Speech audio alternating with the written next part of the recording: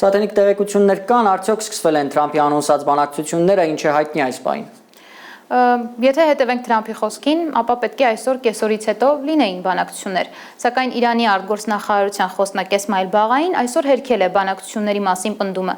Այս պահին Իրանը բանակցում է Օմանի հետ, ըստ մեր տեղեկությունների, Հորմուզի նեղուցով նավագնացության անվտանգ ուղիների շուրջ փոխըմբռնման հասնելու համար։ Սատենիկ Թրամփը շաբաթ իր միկրոբլոգում գրել էր, թե Միացյալ Նահանգները լիովին զինված է եւ պատրաստ է հարվածելու Իրանի Իսլամական Հանրապետությանը ռազմական ահաբեկչության, ուժի եւ հզորության այնպիսի մակարդակով, որը չի տեսել երկրորդ համաշխարհային պատերազմից ի վեր։ Ինչպես են Իրանում մեկնաբանում Թրամփի այս սպառնալիքը։ Դեռ 2025 թվականի 12-օրյա պատերազմից հետո իրանցիները առավել քան լուրջ են ընդունում Թրամփի յուրաքանչյուր պնդում, հաշվի առնելով, որ վերջինս իրոք ամեն րոպե կարող է նոր ռազմական գործողությունների հրահանգ տալ։ Եթե 12-օրյա պատերազմը իրանցիների համար ինչ-որ առումով անսպասելի էր, ապա փետրվարի 28-ին սկսված ռազմական գործողություններն արդեն ակնկալվում էին Թեհրանում, քանի որ միշտ հայտարարում էին եւ այսօր էլ շարունակաբար հայտնում են, որ ունեն անվստահություն Միացյալ Նահանգների բանագնացների նկատմամբ։ Իրանի պաշտպանության նախարարի պաշտոնակատար Մաջիդ Իբն Ալ-Ռեզային հայտարարել էր երեկ, որ հակառակորդների ցանկացած սպառնալիք համարում է իրական եւ գոյություն ունեցող, նույնիսկ եթե այն հնչում է հոգեբանական պատերազմի համատեքստում։ Սատենիկ, եթե նոր բանակցային գործընթացը նույնպես տապալվի, ապա պարզ է ռազմական գործողությունները սրվելու են, իսկ եթե ամեն դեպքում հաջողվի բանակցային պրոցեսում որոշակի ձեռքբերումներ ունենալ, ըստ քեզ արդյոք դա կարելի արդեն համարել Իրան Միացյալ Նահանգներ 47 տարվա հակամարտության դրական ավարտ։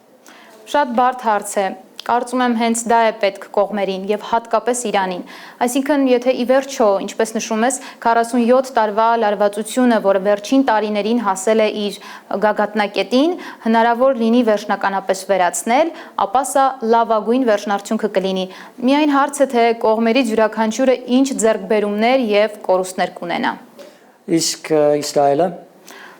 Ալբերտ, իմ կարծիքով, եթե մի օր Միացյալ Նահանգներ եւ Իրան հակամարտությունը հասնի իր հանգուցալուծման, իսկ դա վստահ լինելու է, ապա Իրան-Իսրայել հակամարտության վերաբերյալ նույնը չի ասի։ Կարծում եմ դեռ Իրանը Իսրայելի հետ շատ վիճելի հարցեր ունի եւ ես նույնիսկ չեմ պատկերացնում ինչ երկխոսություն կարող է լինել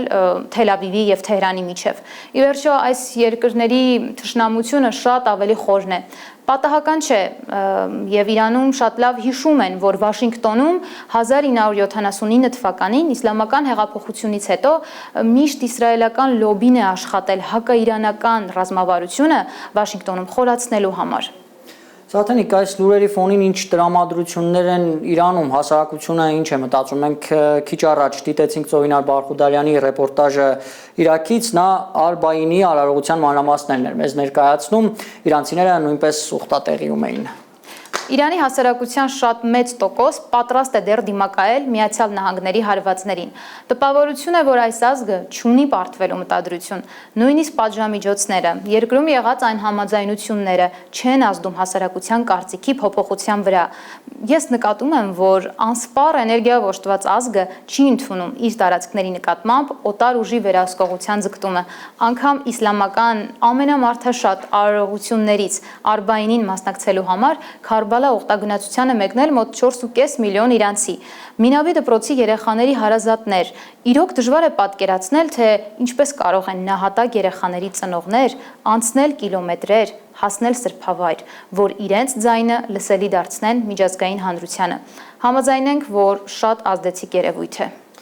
Իհարկե ազդեցիկ է, շնորհակալություն Սաթենիկ, հարգելի հեռուստադիտողներ, հիշեցնեմ, մենք Իրան Միացյալ Նահանգներ հարաբերությունների մասին զրուցում ենք Հայլուրի վերլուծաբան, իրանագետ, քրդագետ Սաթենիկ Թարվերդյանի հետ։